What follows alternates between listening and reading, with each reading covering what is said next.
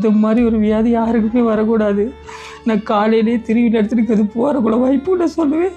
நாங்கள் 3 பேரும் போகிறக்குள்ள இடிப்பட்டு செத்துட்டாங்க. பரவாயில்ல, இந்த மாதிரி ஒரு வாழ்க்கை வாழக்கூடாது அப்படி நினச்சி போவேன். ஆனால் என் மகனுக்காக நான் இவ்வளோ கஷ்டப்படணும், அந்த அளவுக்கு கஷ்டப்பட்டேன். எல்லாருக்கும் வணக்கம். நான் இந்த கடந்த 8 மாதமாக டயலிஸ் பண்ணிக்கிருக்கேன். டாக்டர்மா சொல்கிறாங்க எனக்கு கிட்னி ஃபெயிலியர்னு, எனக்கு கிட்னி மாற்றணும்னு சொல்கிறாங்க. அதுக்கு 1 கோடி கிட்டத்தட்ட தேவைப்படுது. அதனால் உங்கள் வீட்டு தம்பியாக உங்கள் மகனாக நினச்சி எனக்கு கொஞ்சம் காசுக்கு ஹெல்ப் பண்ணுங்க. அதனால் எனக்கு ரொம்ப கஷ்டமாக இருக்குது.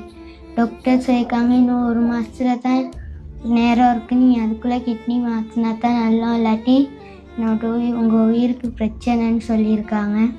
டக்குன்னு எனக்கு ஹெல்ப் பண்ணுங்க, கெஞ்சி கேட்குறேன்.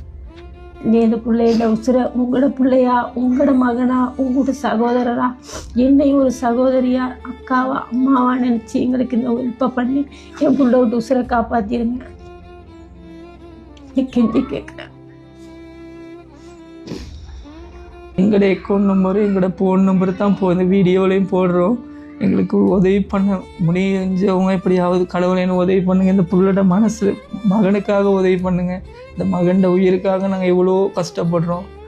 இந்த வீடியோ நிறைய பேருக்கு ஷேர் பண்ணி விடுங்க. அப்போ தான் எனக்கு இந்த ஆப்ரேஷனை பண்ண எல்லாத்துக்கும் ரொம்ப நன்றி.